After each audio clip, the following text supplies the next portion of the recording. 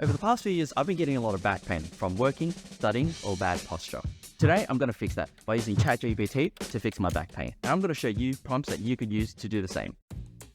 Step 1. Range of motion. What is my range of motion and where is it limited? Start by examining your own range. Are you limited? Do you feel stiffness? Or do you feel sore? Or do you feel all of them? For example, I'm limited bending backwards and rotating to my right side.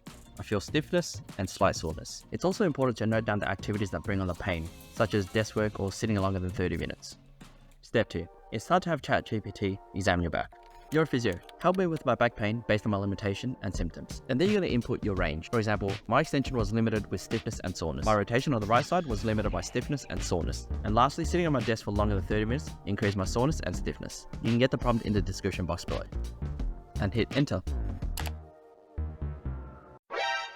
That's right, this is only educational purposes. If you're really in a lot of pain, you should consult an allied health professional. Back to the video. AI will generate some great exercises. Have a look at what it generated for me.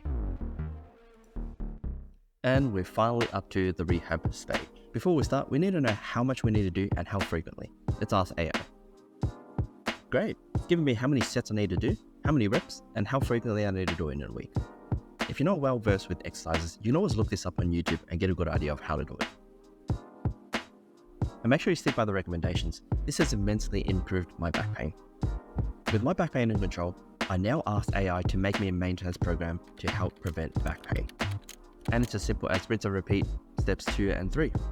Leave a comment below how you went and if this helped you with your back pain. And if you want to know how to use AI for other things such as learning a new skill, click the video to your right. Thanks for watching and I hope to see you in the next video.